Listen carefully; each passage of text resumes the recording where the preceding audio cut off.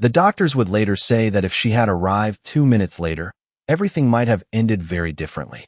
But on that cold Tuesday afternoon in Seattle, Charlotte Hayes had no idea she was about to walk through the wrong door and into the story that would change her life forever. Before you hear what happened, comment the words "wrong door" if you believe one small act of kindness can change a whole family, and subscribe so you do not miss the next unforgettable story. The shrill beeping echoed through the hospital corridor as Charlotte hurried past rows of closed doors, clutching a stack of patient files against her chest. The fluorescent lights overhead cast pale reflections across the polished floor, making everything feel brighter than it really was. She checked the time on her phone and felt her stomach tighten. She was already running behind. Again, at 24, Charlotte had mastered the art of moving quickly. Quickly between shifts. Quickly between bills. Quickly between worries. Life had taught her that standing still was a luxury she could not afford. Her blonde hair was pulled into a simple ponytail, and although exhaustion lingered beneath her blue eyes, there was still a quiet grace about her that people often noticed before they noticed anything else. She had once dreamed of becoming a nurse. These days, she worked administrative support at St. Vincent Medical Center while taking evening classes whenever she could afford them. It wasn't the future she had imagined, but it was enough to keep moving forward. Most days, her phone buzzed inside her pocket. Charlotte glanced at the screen and instantly felt her pulse quicken. The call was from Rosewood Care Residence, the assisted care residence where her mother lived. She stopped beside a vending machine and answered immediately. "Hello." The voice on the other end sounded polite but strained. "Miss Hayes, I'm afraid we need to discuss your mother's account." Charlotte closed her eyes. "Not today. Please, not today. I made a payment last week," she said quietly. "A partial payment," the woman replied. "Unfortunately, there is still an outstanding balance." Charlotte looked down at the floor. Her reflection shimmered beneath the bright lights. "I'm doing everything I can. We understand. However, unless arrangements are made soon, we may need to review her care plan." The words hit harder than Charlotte expected. Review her placement. It sounded professional, gentle, but she knew exactly what it meant. She swallowed carefully. "Please," she whispered. "Just give me a little more time." There was a pause. "I'll note your request." Then the line disconnected. Charlotte remained frozen for several seconds. Around her, the hospital carried on as if nothing had happened. Nurses walked past. Elevators opened and closed. Someone laughed near reception. The world kept moving. It always did. She took a deep breath and forced herself forward. There was no time to cry, no time to panic. Not while she was on shift. She adjusted the files in her arms and headed toward the executive wing. The hospital's VIP floor was noticeably quieter than the rest of the building. The carpets were thicker. The artwork on the walls looked expensive. Even the air seemed calmer somehow. Wealth had a way of making everything quieter. Charlotte followed the directions written on the folder she carried. Room 812. Deliver sealed discharge documents. Obtain one signature. Return immediately. Simple. At least it should have been. Her thoughts were still tangled around the phone call when she turned the corner. Another staff member rushed past her. A doctor called out from behind. Someone dropped a clipboard nearby. For just a moment, her attention drifted. And that was all it took. She reached the wrong door, misread the brass number through the blur of worry, and stepped inside room 817. The silence surprised her immediately. The room was enormous compared to standard patient suites. Floor-to-ceiling windows overlooked the city skyline. Afternoon sunlight spilled across elegant furniture. Fresh flowers stood near the far wall. Charlotte frowned. This didn't look right. Before she could turn around, a small sound stopped her. A cough. Soft. Fragile. She looked toward the center of the room. A young girl sat alone near the window. She couldn't have been older than 9. Her dark hair fell neatly across her shoulders, and a coloring book rested on her lap. For a moment, neither of them spoke. The girl looked up first. "You're not Sophie," she said. Charlotte blinked. "I'm sorry. Sophie usually brings my snacks." Charlotte glanced toward the door. Wrong room. Definitely the wrong room. She offered an apologetic smile. "I think I may have gotten lost." The girl smiled faintly. "That happens a lot around here." Charlotte laughed softly despite herself. Apparently, she started to leave. Then she noticed something strange. The girl's smile faded almost instantly. Her shoulders stiffened. The coloring book slipped slightly from her hands. "Are you all right?" Charlotte asked. The child opened her mouth as if to answer. But no words came out. Something had changed. Something subtle, yet impossible to ignore. Charlotte took a step closer. The room suddenly felt very still, very quiet, and somewhere beyond the closed door, a distant alarm began to sound. Charlotte felt the color drain from her face. 1 second Olivia had been sitting quietly by the window, and the next she seemed unable to catch a proper breath. The coloring book slipped from her lap and landed softly on the carpet. The girl pressed a hand against her chest and looked up at Charlotte with widening eyes. Fear. Pure fear. Not the dramatic kind people saw in films. The real kind. The kind that appeared when someone did not understand what was happening to their own body. Charlotte immediately crossed the room. "Olivia," she asked gently, "can you hear me?" The girl nodded, but only slightly. Her breathing sounded strained now. Charlotte crouched beside her chair and noticed something else. A half-eaten biscuit rested on a small plate nearby. Next to it sat an empty glass. Charlotte's heart began to race. She remembered one of the first aid courses she had completed years earlier. She remembered instructors discussing allergic reactions, difficulty breathing, sudden symptoms, escalation without warning. The distant alarm outside continued somewhere down the corridor, but it sounded far away compared to the pounding of her own heartbeat. "Olivia, do you have allergies?" Charlotte asked. Carefully, the girl tried to answer. Her voice emerged as little more than a whisper. "Nuts." Charlotte's stomach dropped. She looked back at the plate. Crumbs remained. She did not know what had been served. She did not know who had prepared it. But she knew one thing. Something was very wrong. She reached for the call button mounted beside the bed. Nothing happened. She pressed again. Still nothing. A small red indicator flashed briefly before going dark. "Come on," she whispered. Olivia's breathing became more labored. Charlotte stood immediately.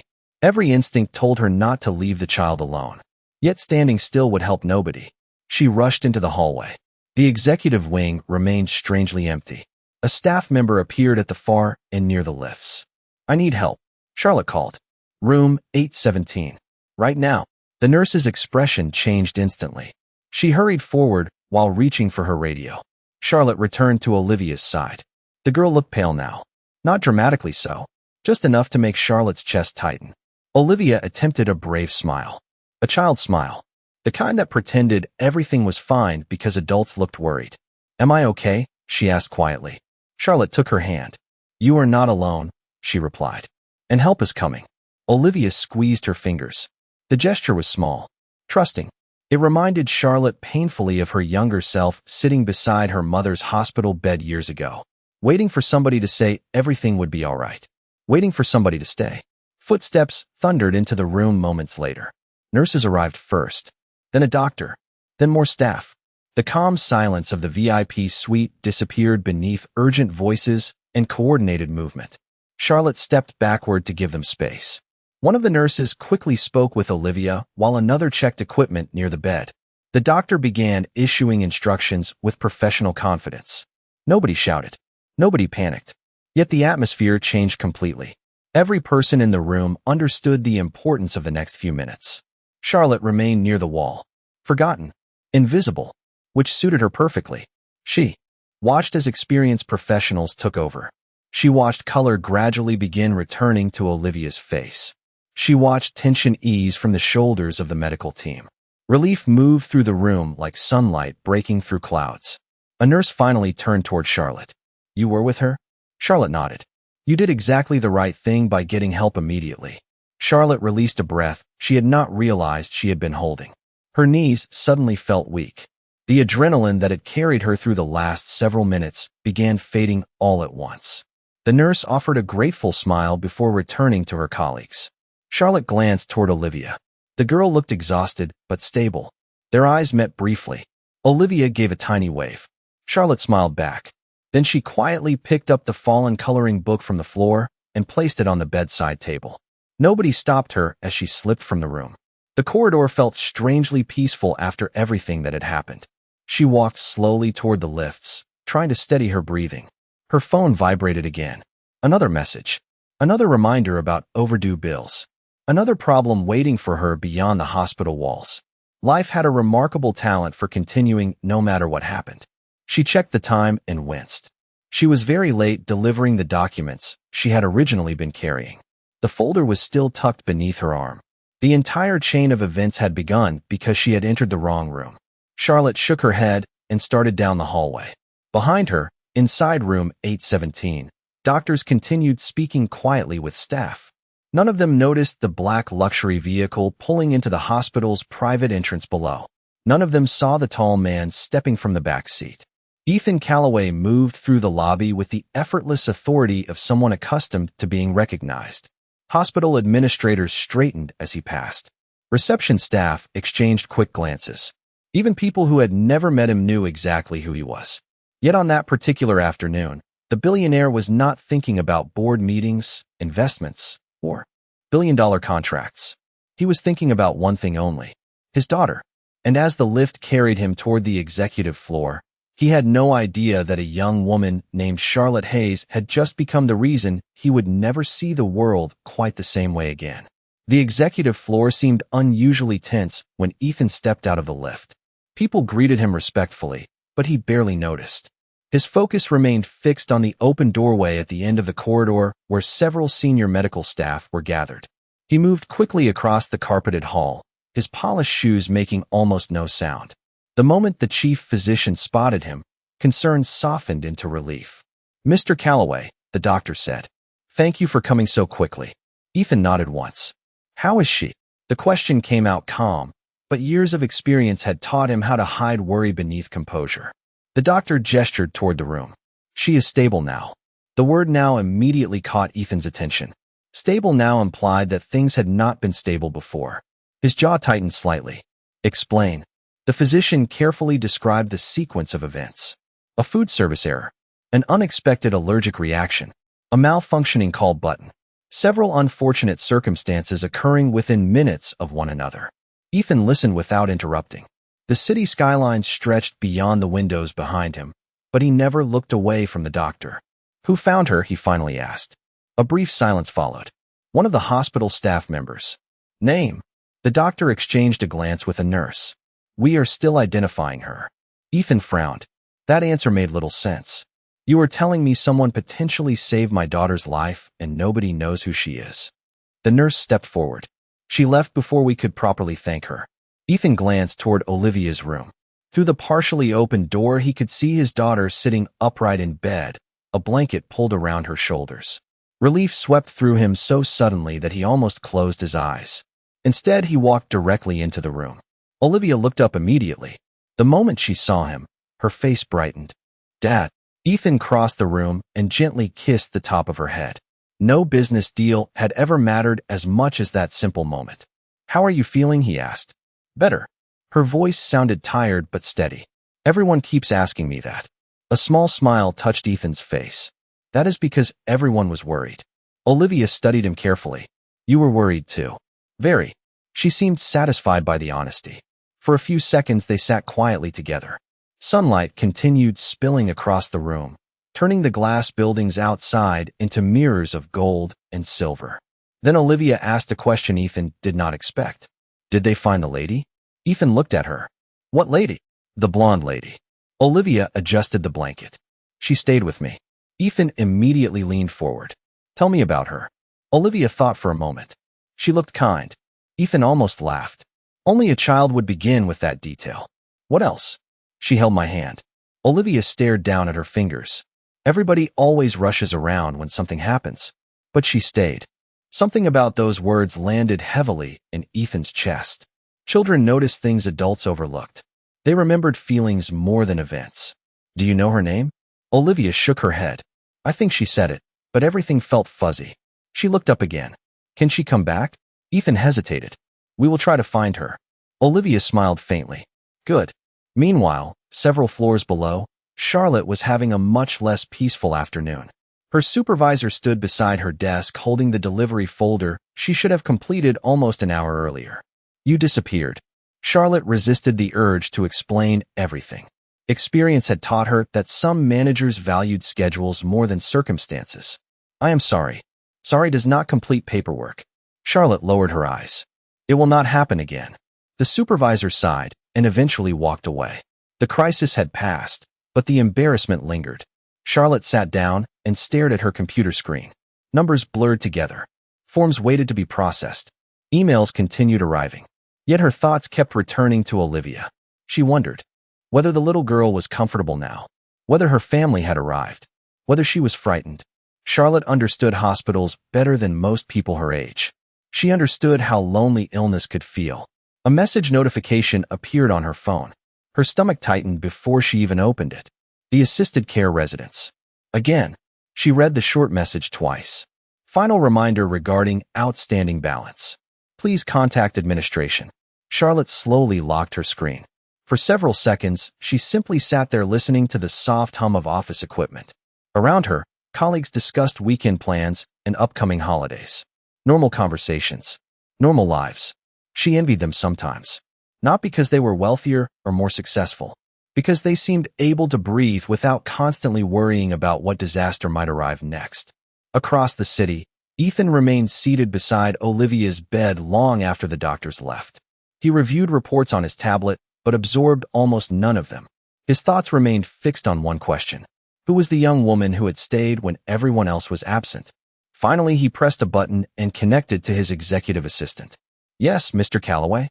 I need security footage from the hospital executive floor. Immediately. There was a pause. May I ask why? Ethan looked toward Olivia. She had fallen asleep beneath the afternoon sunlight, peaceful at last. Because somebody helped my daughter today, he said quietly, and I intend to thank her properly. By the following morning, Charlotte had slept less than 4 hours. The small apartment she rented on the edge of the city was quiet except for the steady hum of an aging refrigerator and the occasional sound of traffic drifting through the window. She sat at her kitchen table, staring at a notebook filled with numbers. Rent, utilities, medication, nursing home fees. Every figure seemed larger than the last. A cold cup of tea rested untouched beside her. She rubbed her eyes and checked the time. Another shift would begin soon. Another day of smiling politely while pretending everything was under control. Her phone buzzed. For a brief moment, she hoped it might be good news. Instead, it was another message from Rosewood Care residents requesting immediate contact regarding her mother's account. Charlotte closed her eyes. Her mother, Margaret Hayes, had spent most of her life sacrificing everything for her daughter, working extra shifts, going without new clothes, putting Charlotte's dreams ahead of her own comfort. Now the roles were reversed, and Charlotte felt as though she was failing the one person who had never failed her. Meanwhile, across the city, Ethan stood inside a private conference room overlooking Elliott Bay. The morning sunlight reflected off the water, turning it into a field of silver. A large screen displayed security footage from St. Vincent Medical Center. Ethan watched silently as video after video played. Staff members entered and exited hallways. Visitors crossed reception areas. Doctors moved between departments. Then finally the footage reached the executive floor. His assistant paused the recording. There she was, a young woman with blonde hair carrying a stack of files. She appeared distracted, glancing briefly at her phone before entering the wrong room. Ethan leaned slightly forward. The footage had no sound, but he found himself watching every movement. He saw her disappear inside Olivia's suite. Minutes later, he watched her rush into the corridor, searching for help. He watched her return to the room without hesitation. He watched her remain beside his daughter until medical staff arrived. Then, just as quietly as she had appeared, she left. Can you identify her? Ethan asked. His assistant nodded. Her name is Charlotte Hayes. Administrative support staff. 24 years old. Ethan continued studying the frozen image on the screen. There was nothing remarkable about the scene at first glance. No dramatic heroics. No attention-seeking behavior. In fact, what stood out most was how determined she seemed to avoid recognition. What else do we know? He asked. The assistant glanced down at a report. Very little. She works full-time while completing healthcare studies in the evenings. No disciplinary history. Excellent performance reviews. Lives alone. Ethan remained silent. Something about that simple summary felt incomplete. People were always more complicated than reports suggested. He looked back at the image. Charlotte appeared tired. Not careless. Not irresponsible. Just tired. The way many hardworking people looked when life demanded more from them than it should. Arrange a meeting, Ethan said. With the hospital? No. He kept his eyes on the screen. With her. Back at St. Vincent Medical Center, Charlotte was halfway through organizing patient records when her supervisor approached. This time the woman's expression seemed unusually cautious. Charlotte. Yes. There is someone here to see you. Charlotte blinked. Me? That is what I said. Confusion flickered across Charlotte's face. Almost nobody visited her at work. Her mother could not travel. She had few close friends. And anyone trying to sell something usually called first. She followed her supervisor through the corridor toward a private meeting room near administration. The closer they got, the more nervous she felt. Had she made another mistake? Had something happened at Rosewood? Had there been a complaint? Her mind raced through worst-case scenarios with alarming speed. The supervisor stopped outside the door. They are waiting inside. Charlotte swallowed hard and reached for the handle. The room beyond was elegant but simple. Floor-to-ceiling windows overlooked the hospital gardens. A polished table occupied the center of the space. Standing beside it was a tall man in a navy suit. He turned as the door opened. Charlotte immediately recognized him. She had seen his face in newspapers, business magazines, and countless online articles. Ethan Callaway, one of the most successful business leaders in the country. For several seconds, neither of them spoke. Charlotte's first instinct was that she had entered the wrong room again. Then Ethan offered a calm smile. Not the polished smile he gave investors or reporters. Something warmer, more personal. Miss Hayes, he said. Thank you for coming. Charlotte stared at him, completely bewildered. I was told someone wanted to see me. I did. His voice remained steady. Because yesterday, when my daughter needed help, you stayed with her. Charlotte felt her heart skip. Suddenly she understood exactly why she had been called there. And for the first time since entering the room, Ethan noticed the faint worry that never seemed to leave her eyes. Charlotte felt heat rise into her cheeks. She immediately shook her head. I did not do anything special. Ethan studied her for a moment. Most people would have accepted the praise. Some would have exaggerated their role. Others might have viewed the situation as an opportunity. Yet Charlotte looked genuinely uncomfortable being thanked. According to the medical staff, you recognized that something was wrong and acted quickly, Ethan said. That matters. Charlotte lowered her eyes briefly.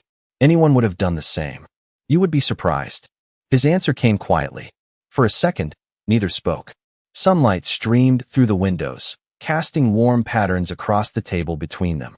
Charlotte became painfully aware of how out of place she felt. Her simple work uniform suddenly seemed far too ordinary for a room like this. Ethan Callaway belonged in newspapers, corporate boardrooms, and charity galas. She belonged behind a desk processing forms and worrying about overdue bills. Yet there was nothing intimidating about his expression. If anything, he seemed tired. Not physically tired. Emotionally tired. Like a man carrying responsibilities that never truly left him. Olivia asked about you this morning, Ethan said. Charlotte looked up. She did. A small smile appeared on his face. Several times. Despite herself, Charlotte smiled back. How is she? Much better. Relief washed through her immediately. She had not realized how much that answer mattered until she heard it. Ethan noticed the reaction. It was genuine. Instant. Unfiltered. You care about people very easily, do you not? Charlotte looked slightly embarrassed. I suppose somebody should. The simple remark caught him off guard. Not because of what she said, but because of how naturally she said it. As though kindness was not something remarkable. As though it was simply expected. Ethan had spent years negotiating with executives, investors, and politicians. He had met thousands of people. Yet genuine kindness remained surprisingly rare. His assistant quietly entered the room carrying a small gift bag. Ethan accepted it and placed it on the table. Charlotte immediately tensed. What is that? A thank you. Mr. Callaway. Ethan. She hesitated. Ethan. The name felt strange on her tongue. You do not need to do this. I know. He slid the bag gently toward her. I want to. Charlotte stared at it without touching it. Every instinct told her to refuse. Accepting gifts from strangers felt wrong. Especially powerful strangers. Ethan seemed to understand her hesitation. There are no conditions attached. She laughed softly. That sounds exactly like something a person would say before attaching conditions. To her surprise, Ethan laughed too. The sound transformed his entire expression. For the first time, he looked less like a billionaire and more like an ordinary father. Fair point. Charlotte finally opened the bag. Inside was a handwritten card. Nothing more. No expensive watch. No check. No extravagant gesture. Just a card. Confused, She pulled it out and opened it. The handwriting was uneven and clearly written by a child. Thank you for staying with me. Love, Olivia. Charlotte stared at the message. Something tightened in her chest. The drawing beneath the words showed a smiling stick figure with blonde hair standing beside a smaller stick figure holding a coloring book. Her eyes became suspiciously bright. She made it this morning, Ethan said quietly. Charlotte traced the edge of the card with her fingertips. It is beautiful. She insisted you should have it. For a moment, the worries waiting outside the room seemed to fade. The unpaid bills, the endless stress, the uncertainty, all of it disappeared beneath the simple sincerity of a child's gratitude. Ethan watched her carefully. Most people measured value in dollars. Charlotte appeared to value the card more than any expensive gift he could have offered. His respect for her grew. Then her phone vibrated. The sound seemed unusually loud in the quiet room. Charlotte glanced at the screen. The color immediately drained from her face. Ethan noticed. Everything all right? She quickly locked the phone. Yes. The answer arrived too fast. Too rehearsed. Ethan recognized the look because he had seen it countless times. Someone pretending a problem was manageable when it was anything but. Charlotte. She forced a smile. It is nothing. But even as she said the words, another message appeared on the screen. Final notice. Immediate action required. Charlotte's stomach twisted. She suddenly remembered exactly how different their worlds were. Ethan seemed able to solve problems with a phone call. She spent nights wondering how to stretch every dollar. She stood abruptly. I should get back to work. Ethan remained seated. Thank you for meeting with me. Thank you for the card. She held it carefully against her chest. That part, at least, was completely sincere. As Charlotte reached the door, Ethan spoke again. If you ever need anything, please ask. She paused, but did not turn around. A sad smile touched her lips. People like me learn not to ask for much. Then she walked out. The door closed softly behind her. Ethan remained seated for several seconds, staring at the empty doorway. Most people heard an offer of help and immediately considered what they could gain. Charlotte had done the opposite. She had retreated, as though accepting help was more frightening than facing hardship alone. Across the corridor, Charlotte pressed the lift button and took a deep breath. The card from Olivia remained clutched in her hands. For the first time in weeks, she felt something she had nearly forgotten. Hope. Small, fragile, but real. She had no idea that within days, a crisis involving her mother would bring Ethan Calloway back into her life far sooner than either of them expected. 3 days passed before the fragile sense of hope Charlotte had carried home from the hospital began to crack. It started with a phone call just after 6 in the morning. The ringtone dragged her from an exhausted sleep, and before she even answered, she knew something was wrong. People did not call at that hour to share good news. She sat upright in bed and pressed the phone to her ear. Miss Hayes. The voice belonged to a nurse from Rosewood Care Residence. Charlotte immediately swung her legs to the floor. What happened? There was a brief pause. Your mother is stable, but she experienced some complications overnight. The doctor would like her evaluated at St. Vincent Medical Center. Charlotte closed her eyes. Stable. The word should have reassured her. Instead, it only deepened her fear. Within 40 minutes, she was dressed and hurrying through the hospital entrance. Rain fell steadily outside, leaving silver droplets across the glass doors. The city looked gray and tired. Charlotte felt much the same. She found her mother in a quiet observation room. Margaret Hayes looked smaller than usual beneath the white blanket. Her silver hair framed a face that had once seemed impossibly strong. Yet when she saw Charlotte enter, she smiled immediately. There you are. Charlotte forced herself to smile back. You scared me. Margaret reached for her daughter's hand. I am sorry, sweetheart. The familiar words nearly broke Charlotte's heart. Even now, her mother apologized for causing trouble. Even now, she worried more about her daughter than herself. A doctor entered moments later and reviewed several test results. Nothing sounded catastrophic. Nothing sounded simple either. Additional treatment would be required. Monitoring, medication adjustments, specialist consultations. Each recommendation seemed reasonable until Charlotte quietly asked the question she dreaded most. How much will all this cost? The doctor hesitated. That hesitation told her everything. Hours later, Charlotte sat alone in the hospital cafeteria staring at a printed estimate. Numbers blurred together. She felt as though she were looking at a language she could not understand. Her savings would not cover it. Not even close. She rubbed her temples and tried to think. A second job? More shifts? Another loan? Every option seemed impossible. Across the hospital, Ethan had arrived for a meeting with the board overseeing a new pediatric research initiative. He moved through the corridor surrounded by executives and advisors discussing budgets, timelines, and future investments. Then he saw someone familiar through the cafeteria windows. Charlotte sat alone at a corner table. The difference between today and their previous meeting was impossible to miss. The quiet warmth he remembered had vanished. She looked exhausted, defeated, as though she had spent the entire morning carrying weight nobody else could see. Ethan slowed his pace. One of his advisors continued speaking about financial projections, but he barely heard a word. Through the glass, he watched Charlotte lower her head and close her eyes. For a brief moment, she looked utterly alone. "Reschedule the meeting for 30 minutes, he said suddenly. The group stopped walking. "Sir?" asked his assistant. 30 minutes. Without further explanation, Ethan changed direction and headed toward the cafeteria. Charlotte did not notice him until his shadow fell across the table. She looked up, startled. "Ethan, may I sit?" She quickly folded the paperwork in front of her. Of course. Ethan sat down and immediately noticed the attempt to hide whatever she had been reading. Not because she was secretive, because she was embarrassed. The realization irritated him more than he expected. Too many good people spent their lives apologizing for struggles they did not deserve. "You look worried," he said gently. Charlotte laughed once. It was not a happy sound. "I suppose I do." Ethan waited. He had learned long ago that silence often invited honesty more effectively than questions. For several moments, Charlotte simply stared at the rain beyond the windows. Then she spoke.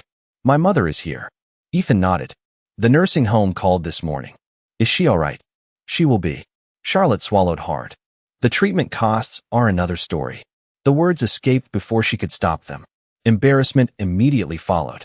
She hated discussing money, hated admitting weakness, hated sounding like someone asking for sympathy. Ethan listened carefully. "You take care of her alone? There is nobody else." "That is a heavy responsibility." Charlotte smiled sadly. "She spent 24 years taking care of me. I owe her at least that much." Ethan looked away briefly. Something about the statement reminded him of Olivia. Of all the sacrifices parents made that children rarely understood until much later. "And you are trying to carry everything yourself." Charlotte glanced down at her hands. "Somebody has to." The rain continued tapping softly against the windows.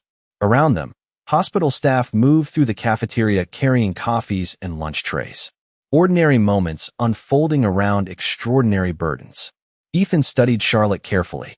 He saw exhaustion, determination, fear, but not self-pity.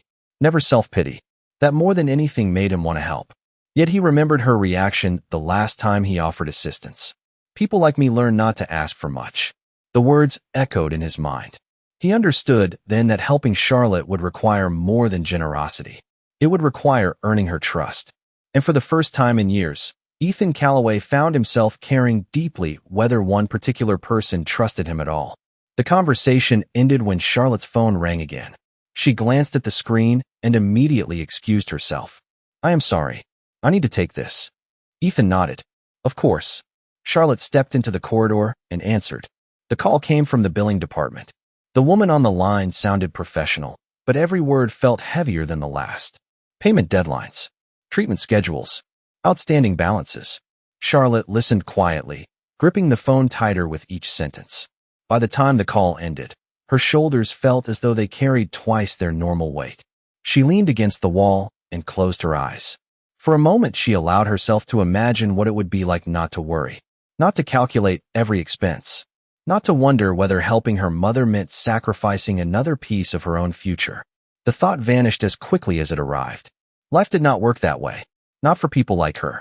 When she returned to the cafeteria, Ethan was gone. A brief note rested on the table beside her untouched coffee. It contained only a few words. "Your mother is fortunate to have you." Charlotte stared at the handwriting for several seconds. Something about the message felt different from the compliments people usually offered. Most people praised sacrifice from a distance. Ethan seemed to genuinely understand its cost. She folded the note and slipped it into her bag beside Olivia's card. Later that afternoon, Charlotte returned to her mother's room. Margaret looked stronger than she had that morning. Color had returned to her cheeks. and her smile appeared more natural. "You look better," Charlotte said. "That is because I finally convinced the nurses that I am not made of glass," Margaret replied. Charlotte laughed softly and pulled a chair closer. They spent the next hour talking about ordinary things. Television shows, weather forecasts. A neighbor at Rosewood who constantly fed birds outside her window despite repeated warnings not to. The conversation felt precious because it was normal. No discussions about bills. No discussions about illness. Just a mother and daughter sharing a quiet afternoon. Eventually, Margaret tilted her head slightly. Something happened. Charlotte blinked. "What do you mean? You have that look." "What look?" "The one you get when you are trying very hard not to think about something." Charlotte smiled despite herself. Her mother had always possessed an almost supernatural ability to read her emotions. "I met someone." Margaret's eyebrows rose immediately. "Now that sounds interesting." Charlotte laughed. "Not like that." Mom." Margaret grinned. "Tell me anyway." Charlotte found herself describing Ethan. Not his wealth. Not his reputation. The way he spoke about Olivia. The way he listened. The handwritten card. The quiet kindness hidden beneath a very public life. Margaret listened carefully. "And?" she asked. "And what? Do you trust him?" The question caught Charlotte off guard. She considered it seriously. "I do not know." Margaret nodded thoughtfully. "That is not the same as saying no." Meanwhile, across the city, Ethan sat inside his office overlooking the harbor. The skyline glowed beneath the late afternoon sun. Reports covered his desk. Investment proposals waited for review. 3 executives were expecting decisions before the end of the day. Yet his attention remained elsewhere. Olivia sat on a sofa near the window sketching in a notebook. Since returning home from hospital, she seemed brighter, more energetic, more like herself. "Dad?" she asked suddenly. "Yes." "Did you see Charlotte again?" Ethan looked up. "I did." Olivia smiled immediately. "Good." "Why is that good?" Olivia shrugged. "Because she is nice." Children often reduced complicated truths into remarkably simple observations. Ethan leaned back slightly. "You seem very certain." Olivia nodded. "When people are pretending, they look at you differently." Ethan frowned. "Differently how?" She thought for a moment. "Like they want something." The answer lingered in the room. Ethan glanced toward the city beyond the windows. Olivia had spent much of her life around powerful people. Investors. Politicians. Celebrities. She had learned early how to recognize performance disguised as kindness. "And Charlotte?" he asked. Olivia smiled. "She stayed because she cared." Ethan looked away before his daughter could see the emotion that crossed his face. Because deep down, he believed she was right. The following morning, Charlotte arrived at work expecting another ordinary day. Instead, she discovered a small envelope waiting on her desk. No sender. No explanation. Curious, she opened it. Inside was a handwritten note from the hospital administration informing her that an anonymous donor had fully covered several specialized treatment costs for Margaret Hayes. Charlotte read the message once, then twice, then a third time. Her hands trembled slightly. There had to be some mistake. People did not simply solve problems like that. Not anonymously. Not without explanation. She looked around the office as though answers might be hidden somewhere between filing cabinets and computer screens. But nobody seemed to know anything. Nobody except one person who happened to be standing several kilometers away in his office, staring at a photograph of his daughter and wondering whether Charlotte Hayes would ever discover how much she had already changed their lives. Charlotte read the letter so many times that the edges of the paper began to bend beneath her fingertips. The words remained unchanged. Several specialized treatment. Costs for Margaret Hayes had been paid in full by an anonymous donor. Anonymous. That single word refused to leave her mind. She sat motionless at her desk while the office carried on around her. Phones rang. Printers hummed. Conversations drifted across the room. Yet everything felt strangely distant. For months, she had lived beneath a constant cloud of worry, calculating expenses before she slept and again before she woke. Now a portion of that burden had vanished overnight. Relief should have been the first emotion she felt. Instead, it was confusion. During her lunch break, she walked directly to the billing office. A kind woman behind the counter reviewed the records and confirmed exactly what the letter stated. The payment was legitimate. The donor had requested complete privacy. No further information could be disclosed. Charlotte thanked her and left with more questions than answers. By late afternoon, she found herself standing outside her mother's room once again. Margaret was reading a paperback novel when Charlotte entered. "You have that look again," Margaret said immediately. Charlotte laughed softly. "Apparently, I am very easy to read. Only for people who love you." Charlotte sat beside the bed and handed her the letter. Margaret adjusted her glasses and read carefully. Her eyebrows slowly rose. "Well, that was my reaction too." Margaret read it a second time before looking up. "Do you know who did this?" Charlotte shook her head. "No. Do you have a suspicion?"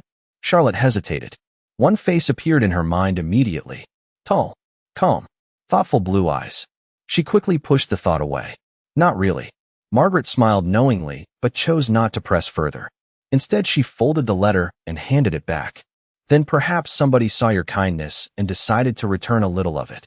Charlotte looked down at the paper. "People do not usually do things like this. Sometimes they do." Margaret reached for her daughter's hand. "The world is not as cold as you think, sweetheart." Across the city, Ethan stood inside the lobby of Callaway Holdings preparing for an evening charity event. Assistants moved around him reviewing schedules and guest lists. Yet his attention remained fixed on a text message from the hospital administration. Charlotte Hayes had received the anonymous payment notification earlier that morning. He stared at the message for several seconds before slipping the phone back into his pocket. He had not made the contribution expecting gratitude. In truth, he hoped she would never learn the source. Because if Charlotte discovered it came from him, she might view it as repayment. And what she had done for Olivia could never be repaid. Ethan's thoughts were interrupted by a familiar voice. "Dad." Olivia stepped out of the lift carrying a sketchbook. Since leaving hospital, she had resumed many of her favorite routines. The difference in her energy was impossible to miss. Ethan smiled immediately. "What are you doing here?" "You promised dinner." He checked his watch and groaned dramatically. "Did I?" Olivia laughed. "You did." As they walked toward the family dining room, Olivia glanced up at him. "Have you talked to Charlotte?" Ethan considered the question. "Not today." Olivia looked disappointed. "You should." "Why?" "Because she makes people feel better." The simplicity of the statement caught him off guard. Olivia continued walking as though she had not just said something remarkably insightful. Children often notice truths adults complicated unnecessarily. That evening, after visiting her mother, Charlotte returned home carrying a small bag of groceries. Rain tapped gently against the windows of her unit.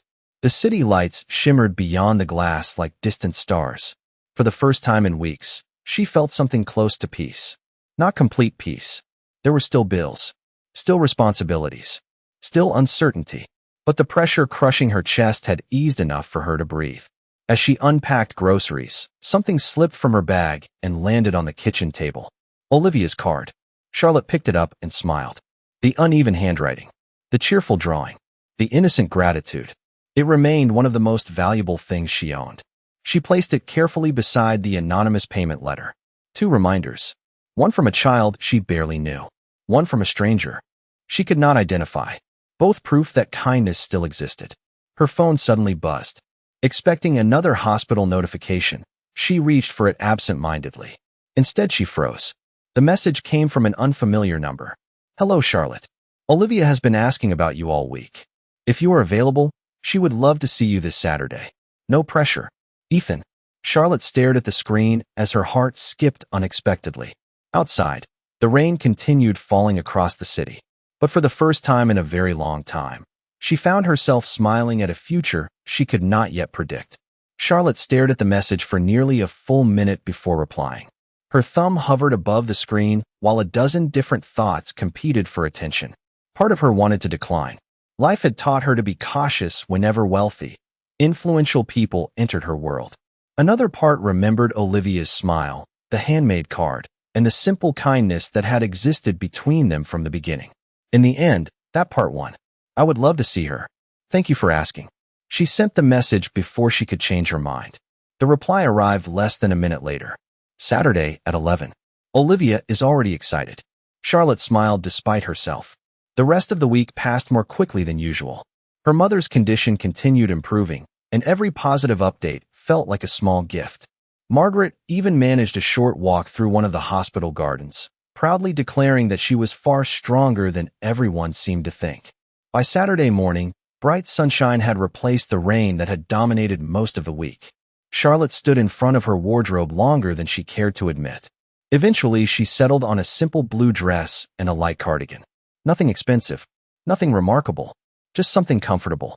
As she left her apartment, she laughed softly at herself. She was not attending a formal event. She was visiting a child. Yet somehow she felt nervous. The address Ethan had provided led to a waterfront property overlooking Elliott Bay. Charlotte had seen photographs of luxury homes before, but standing in front of one was different. The residence was elegant rather than extravagant, surrounded by carefully maintained gardens and large windows that reflected the morning sunlight. She suddenly became very aware of how ordinary her own life looked by comparison. Before she could second-guess her decision, the front door opened. Olivia came running across the entry hall with a grin so wide it erased every trace of uncertainty. Charlotte. The girl stopped only when she reached her and immediately wrapped her arms around her waist. Charlotte laughed in surprise and hugged her back. Hello to you too. Olivia stepped back and examined her as though confirming she was real. I told Dad you would come. You sounded very confident. Because you keep your promises. The simple statement touched Charlotte more than she expected. Ethan appeared a moment later. Dressed casually in a navy sweater and dark trousers, he looked far removed from the powerful executive she usually saw in newspapers. Thank you for coming, he said. Thank you for inviting me. For a brief moment their eyes met. Neither looked away immediately. Then Olivia grabbed Charlotte's hand. Come see my art room. Charlotte barely had time to laugh before being pulled inside. The next 2 hours passed surprisingly fast. Olivia showed her sketches, paintings, and half-finished projects scattered throughout a bright room overlooking the water. Some were impressive. Others looked exactly like the work of a creative 9-year-old. Charlotte praised every one of them equally. The girl glowed beneath the attention. From the doorway, Ethan watched quietly. He noticed something remarkable. Charlotte never treated Olivia like the daughter of a billionaire. She treated her like a child. A bright, funny, occasionally stubborn child. Nothing more. Nothing less. It was a rare gift. Most adults either became intimidated by the family's wealth or overly eager to impress. Charlotte seemed completely unaffected by it. During lunch, the three of them sat together on a terrace overlooking the bay. Sailboats drifted across the sparkling water while seabirds circled overhead. Conversation came easily. Olivia talked enough for all three of them combined. She described school projects, favorite books, future travel plans, and a surprisingly detailed strategy for convincing her father to adopt a dog. Ethan listened with patient amusement. Charlotte found herself laughing more than she had in months. At one point, Olivia excused herself to retrieve another sketchbook, leaving Charlotte and Ethan alone for the first time that day. Silence settled briefly between them. Not uncomfortable silence. The kind that appeared when two people no longer felt pressure to fill every moment with words. Ethan finally broke it. She has not smiled this much in a long time. Charlotte glanced toward the doorway where Olivia had disappeared. She is an easy person to care about. Ethan nodded. So are you. The words were spoken quietly. Sincerely. Charlotte felt her heartbeat quicken unexpectedly. She looked away toward the water. The sunlight shimmered across the bay, making it impossible to focus on any single reflection. You still think I saved her? I know you did. Charlotte shook her head. The doctors saved her. Perhaps. Ethan's voice remained calm. But when she was frightened and alone, you stayed. Sometimes that matters more than people realize. Charlotte did not answer immediately, because deep down, she knew exactly what he meant. She had spent most of her life remembering the people who stayed. The people who remained when leaving would have been easier. And as she sat beside Ethan beneath the warm afternoon sun, she began to realize that somewhere along the way, he had quietly become one of those people too. After that afternoon by the bay, something subtle began to change. Not all at once. Not dramatically. Just enough for Charlotte to notice that her days felt a little lighter than they had before. The following week brought a familiar routine of work, evening classes, and visits to her mother. Yet there was now an unexpected addition woven into the ordinary rhythm of her life. Messages from Olivia. Sometimes they were simple photographs of new sketches. Sometimes they were questions about books Charlotte had recommended. Occasionally, they were dramatic updates regarding the ongoing campaign to convince Ethan that every family needed a dog. Each message made Charlotte smile. And somehow, despite his demanding schedule, Ethan often found a reason to appear in the conversation as well. One Thursday evening, Charlotte arrived at Rosewood Care residence carrying a container of homemade soup. She expected to find her mother watching television. Instead, she found Margaret sitting near the window speaking with another resident while holding a magazine. "There she is," Margaret announced as Charlotte entered. "The woman who refuses to admit she is happier these days." Charlotte laughed. "Hello to you too." Margaret waited until the other resident left before holding up the magazine. On the cover was a photograph of Ethan attending a charity event. "Your friend seems to be everywhere." Charlotte felt warmth creep into her cheeks. "He is not my friend." Mom. Margaret smiled innocently. "What?" Charlotte placed the soup on a nearby table. "Nothing is happening." "I did not say anything was happening. You were thinking it." Margaret laughed so hard she nearly spilled her tea.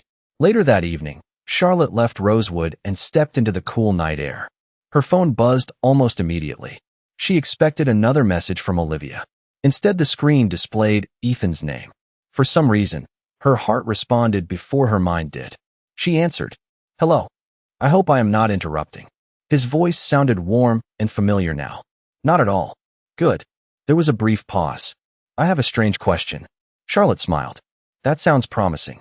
"Olivia has a school exhibition tomorrow evening." "That does not sound strange."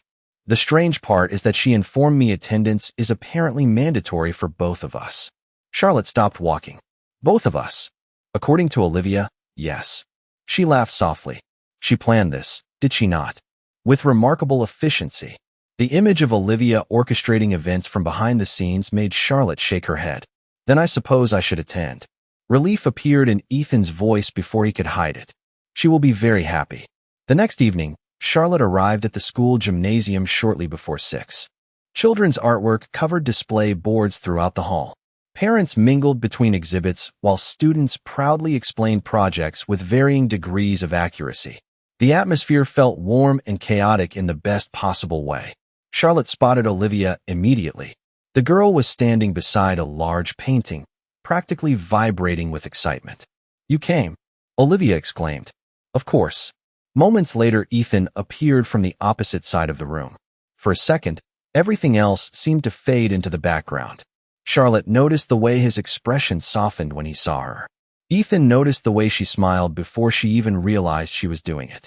Neither said anything about it. Olivia launched directly into a detailed presentation about her artwork, preventing any possibility of awkwardness. The painting depicted a shoreline at sunset. Bright colors stretched across the canvas in bold strokes. "It was beautiful." "You did this?" Charlotte asked. Olivia nodded proudly. "It is my favorite place." Ethan studied the painting carefully. "This is the beach your mother loved." Olivia's smile softened. "I know." Silence settled gently around them. Not sad, just thoughtful. Charlotte glanced at Ethan. For the first time, she saw something deeper beneath his composed exterior. A quiet grief that had never fully disappeared. Later, after Olivia wandered off to show another display to friends, Charlotte and Ethan found themselves standing together near the edge of the gymnasium. The sounds of conversation echoed around them. Children laughed. Cameras flashed. Life moved on. Ethan looked across the room toward his daughter. Her mother would have loved tonight. Charlotte followed his gaze. She would be proud of her. Ethan nodded. She would. Then he turned toward Charlotte. "Thank you." "For what?" "For bringing some light back into our lives." The sincerity in his voice stole her breath for a moment. Charlotte looked away, suddenly overwhelmed by emotions she was not yet ready to name. Because somewhere between hospital corridors, handwritten cards, and ordinary conversations, the distance between their worlds had quietly begun to disappear. The school exhibition ended, but the feeling it left behind lingered long after the lights were turned off. Over the next several weeks, Charlotte found herself becoming part of the rhythm of Ethan and Olivia's lives in ways she never expected. Sometimes it was a quick coffee after work. Sometimes it was helping Olivia choose books from a local library. Sometimes it was simply answering a message from a curious 9-year-old determined to share every important detail of her day. None of it felt forced. None of it felt planned. It simply happened. One Saturday morning, Charlotte arrived at Rosewood carrying fresh flowers for her mother. The spring air was warm, and sunlight poured through the residence windows. She expected another ordinary visit. Instead, She found Margaret sitting at a table covered with old photographs and faded documents. "I need your help," Margaret announced. Charlotte laughed. "That sounds serious." "It is. I am cleaning out years of forgotten memories." She pointed toward a stack of folders. "And apparently I was very bad at throwing things away." Charlotte sat beside her and began sorting through photographs. Most showed familiar moments from childhood. Birthday parties, school performances, family holidays that had been simple but happy. Then something unusual caught her eye. A cream-colored envelope tucked between two photographs. The paper looked old. Very old. "What is this?" Charlotte asked. Margaret frowned. "I do not know." Charlotte carefully opened the envelope. Inside was a folded letter and a scholarship certificate. Her eyes widened as she read the heading. The Eleanor Callaway Foundation. She stared at the page. The name sounded painfully familiar. "Mom." Margaret looked over. "What is it?" Charlotte handed her the certificate. Margaret adjusted her glasses. Slowly, recognition appeared on her face. "Oh my goodness. You remember this?" "Of course." Margaret looked genuinely surprised. "You received that scholarship during your first year of university." Charlotte frowned. "No, I did not." "Yes, you did." Margaret pointed to the document. "You just never knew where the funding came from." Charlotte read the certificate again. The scholarship had covered nearly an entire year of tuition. At the time, she had been told the assistance came from a private foundation supporting healthcare students. She had never questioned it. She had simply been grateful. "Who was Eleanor Callaway?" she asked quietly. Margaret looked thoughtful. "I believe she was the wife of some business executive. The foundation supported students and single-parent families. There was an article about it years ago." Charlotte felt a strange sensation in her chest. Callaway. The same surname. The same family. The same world connected to Ethan and Olivia. That evening, curiosity refused to leave her alone. After returning home, she searched online archives. Within minutes, she found an article published nearly 10 years earlier. A smiling woman stood beside Ethan in the photograph. Eleanor Callaway, Olivia's mother. The foundation had been her passion project. Healthcare scholarships, educational support, assistance for struggling families. Charlotte sat frozen in front of her laptop. Her heart raced as she continued reading. The scholarship she had received all those years ago had originated from the very woman whose daughter she would eventually help save by complete accident. The coincidence felt impossible. The more she thought about it, the less it seemed like coincidence at all. Meanwhile, across the city, Ethan was helping Olivia prepare dinner when his phone rang. The call came from an elderly family friend who had served on Eleanor's foundation board for years. During the conversation, the woman casually mentioned a name she had recently encountered while reviewing archived scholarship records. Charlotte Hayes. Ethan nearly dropped the plate he was holding. "What did you say?" The woman repeated the name. She explained that Charlotte had been one of Eleanor's favorite scholarship recipients. A hard-working young woman with exceptional grades and a powerful personal story. Eleanor had personally approved the funding. Ethan stood motionless as memories surfaced. Eleanor sitting at the kitchen table reviewing applications. Eleanor insisting that kindness created ripples people never saw. Eleanor believing that helping one person could change generations. After ending the call, Ethan walked toward the large window overlooking the city. Thousands of lights stretched into the distance. Somewhere out there, Charlotte was discovering the same truth he had just learned. Years before they ever met. Years before Olivia was born. Years before a wrong door changed everything. Their lives had already been connected by a woman whose kindness continued shaping the world long after she was gone. Charlotte barely slept that night.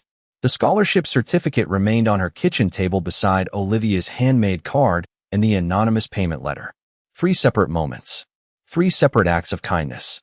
Yet now they all seemed connected by a thread she had never seen before. She sat by the window watching city lights fade into dawn and thought about Eleanor Callaway, a woman she had never met. A woman whose generosity had quietly changed the course of her life years before she ever learned her name. The discovery left her overwhelmed in ways she could not explain. The following morning, she visited her mother earlier than usual. Margaret immediately noticed the exhaustion beneath her eyes. "You were thinking all night," she said.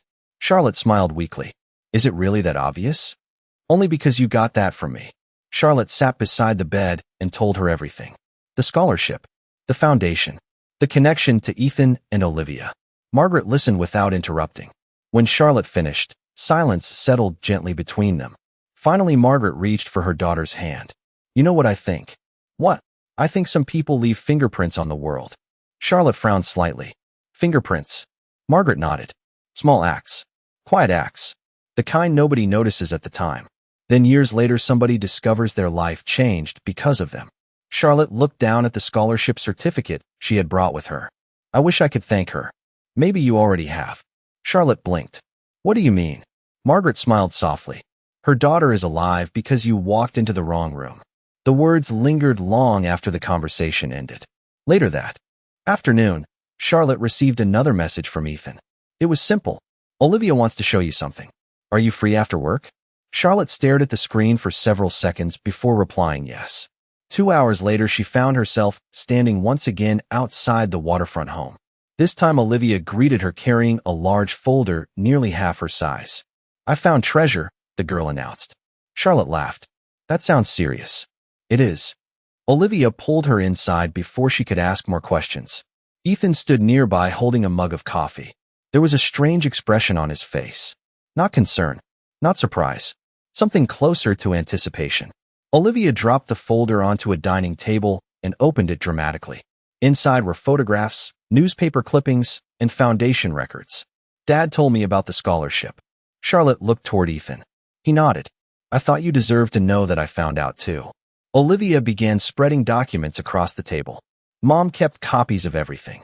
Charlotte carefully examined the pages. There were photographs of Eleanor visiting schools, community centers, scholarship ceremonies, hospital fundraisers. In every image, she wore the same warm smile, the same expression of genuine interest in the people around her. Then Charlotte froze. One photograph showed Eleanor standing beside a group of healthcare students. One of them was Charlotte herself, younger, nervous, holding a certificate. She had completely forgotten the event. Her eyes widened. I remember this day. Ethan stepped closer. You met her. Charlotte stared at the image. Only briefly. Her voice softened. I did not even know who she was. Olivia looked delighted. Mom talked to you. Charlotte nodded slowly. Memories returned in fragments. A crowded hall. Scholarship recipients. A kind woman who asked about her studies. A conversation lasting less than 5 minutes. 5 minutes that somehow echoed across an entire decade. Ethan looked at the photograph for a long time. Then he smiled. That sounds exactly like Eleanor. The room grew quiet. Not sad. Reflective. Sunlight spilled through the windows, overlooking the bay. Dust particles drifted through golden beams of light. For a moment it felt as though the past and present existed together in the same space. Then Ethan's phone rang. He answered and listened carefully. The expression on his face changed almost immediately. Charlotte felt her stomach tighten. What is it? Ethan ended the call. The hospital. Charlotte stood. My mother? Ethan nodded once. They would like us to come in. Fear arrived instantly. Sharp and familiar. The fragile piece she had carried for weeks threatened to disappear. Charlotte grabbed her bag with trembling hands. Olivia immediately moved beside her. She is going to be okay, the girl said firmly. Charlotte managed a small smile. I hope so. Ethan picked up his keys. We are going together. Not you are going. We are going. The distinction mattered more than he realized. During the drive, Charlotte stared through the window at the passing city, her mind filled with worst-case scenarios. Yet every time panic threatened to overwhelm her, she remembered something. She was not alone anymore. When they arrived at the hospital, doctors explained that Margaret required an urgent specialist procedure. The prognosis remained positive, but timing was important. Charlotte listened carefully, her heart pounding. Then the specialist entered the room, carrying a file. He smiled reassuringly. Everything is already arranged. Charlotte frowned. Arranged? The doctor nodded. Funding, scheduling, consultations. All of it. Confusion swept across her face. She looked from the doctor to Ethan. Ethan looked away toward the hospital window. And in that moment, Charlotte began to suspect that the anonymous kindness changing her life had never been anonymous at all. Charlotte looked at Ethan for a long moment. The sounds of the hospital seemed to fade into the background. Doctors continued walking through the corridor. Monitors beeped softly in nearby rooms. Yet all she could focus on was the quiet expression on his face. It was the expression of a man who already knew he had been discovered. It was you, she said softly. Ethan exhaled. There was no point denying it now. Some of it was. Charlotte felt emotion rise unexpectedly in her chest. The anonymous payment. Ethan nodded. Yes. The specialist. Another nod. Yes. For several seconds, she could not find words. Gratitude battled with disbelief. Why? Ethan looked through the hospital window toward the city skyline beyond. Because somebody once taught me that if you have the ability to help, you should. Charlotte immediately thought of Eleanor. Ethan noticed the understanding appear in her eyes. You found out about the scholarship. Last night. A faint smile touched his face. She would have liked you. Charlotte laughed softly through the emotion threatening to overwhelm her. I met her for 5 minutes. That was enough for Eleanor to decide who mattered. They stood in silence until a doctor approached with another positive update regarding Margaret's procedure. Everything was proceeding exactly as planned. The outlook remained excellent. Relief washed through Charlotte so powerfully that she nearly lost her balance. Without thinking, she reached for Ethan's hand. He held it gently. Neither of them spoke. Neither needed to. Several hours later, Margaret was resting comfortably. Charlotte sat beside her bed while evening sunlight painted the room gold. When she finally explained everything, Margaret simply smiled. I knew it. Charlotte laughed. You knew what? That the world was finding its way back to you. Charlotte shook her head. That does not even make sense. Perhaps not. Margaret squeezed her daughter's hand. But sometimes life has a strange sense of timing. A week later, Margaret returned to Rosewood stronger than she had been in months. The residents celebrated as though she were a returning celebrity. Flowers filled her room. Nurses stopped by to check on her. For the first time in a very long while, Charlotte allowed herself to imagine a future that was not defined entirely by survival. On a bright Saturday afternoon, Ethan invited Charlotte and Margaret to join him and Olivia at a small garden overlooking the harbor.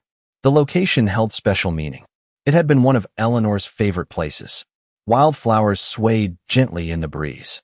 Sailboats moved across the water in the distance. The city shimmered beneath clear blue skies. Olivia ran ahead, carrying something tucked beneath her arm. I almost forgot, she announced. This is for you. She handed Charlotte a sealed envelope. The paper looked old, carefully preserved. Charlotte glanced at Ethan. He smiled. We found it while organizing some of Eleanor's things. With trembling fingers, Charlotte opened the envelope. Inside was a handwritten letter. The date showed it had been written years earlier. Not specifically to Charlotte. Not specifically to anyone.